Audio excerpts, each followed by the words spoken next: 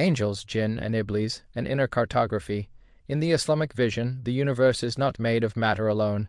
It is crossed by invisible realities, not to nourish fear, but to reveal the deep meaning of human existence. The Quran speaks to us of angels, Jinn, and Iblis not as myths, but as dimensions of creation and mirrors of our own inner world. Angels are created from light. They have no ego, no personal desire, no pride. They do not disobey, they fulfill. They are pure consciousness, pure attention toward God, pure presence. Angels do not struggle, they do not fall, they do not doubt. They represent what wisdom calls clear intelligence, the ability to recognize good without confusion. When a human being acts with sincerity, without calculation, without seeking to place themselves at the center, they act in the manner of angels. Jinn, on the other hand, are created from subtle fire. Fire illuminates, but it also burns. They possess free will, like human beings. They can believe or refuse, rise or fall. Spiritually, Jinn represent the unstable forces of existence, impulses, imagination, desires, rapid thoughts, uncontrolled drives. They are neither evil by essence nor good by nature. They symbolize power without mastery, and this is why Islam invites sobriety, not seeking power in the invisible, not feeding fascination, not losing oneself in what excites the ego. Islamic wisdom does not seek the spectacular, it seeks inner freedom.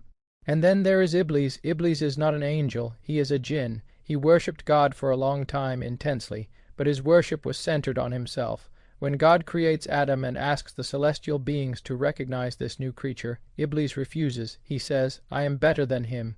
You created me from fire and him from clay." The sin of Iblis is not doubt. It is not ignorance. It is not even simple disobedience. It is spiritual pride. Iblis worships God, but refuses humility. He loves his own purity more than divine wisdom. He knows God, but does not recognize him in the other. Spiritually, Iblis is not only an external being, he is an inner possibility. He is that voice which says, "I am better, I know, I am right, others are inferior." Iblis represents spirituality without love, faith without compassion, truth without mercy, and this is why the Quran is clear.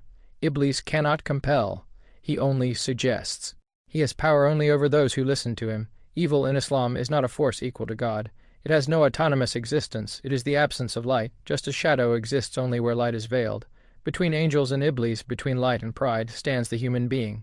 Created from earth, yet animated by a divine breath, capable of falling lower than instinct, but also of rising higher than angels, the human being is the place of choice.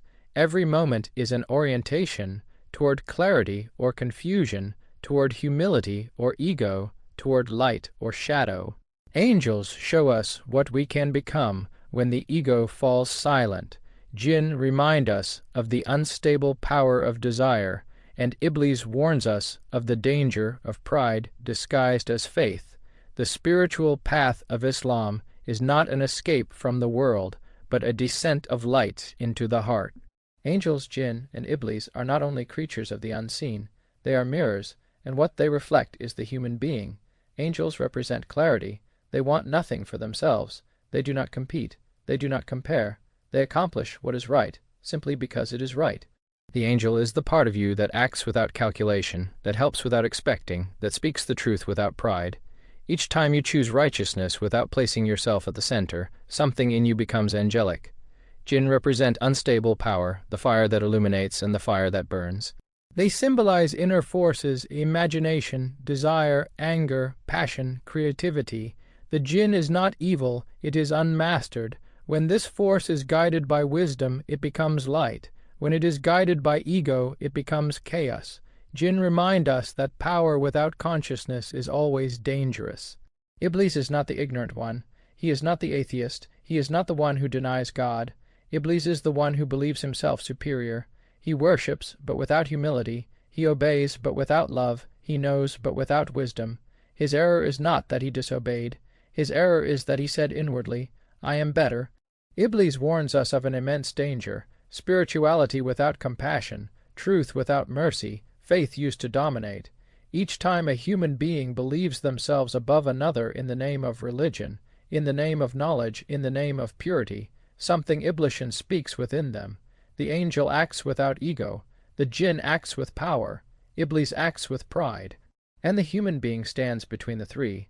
Life itself is an orientation, toward clarity, toward instability, or toward the closing of the heart. Wisdom is not to become an angel, nor to deny the inner fire. Wisdom is to transform fire into light, and to silence the voice that says, me. The angel invites you to clarity, the Jinn tests you through power, and Iblis tests you through pride. But it is your heart, each day, that chooses whom it listens to.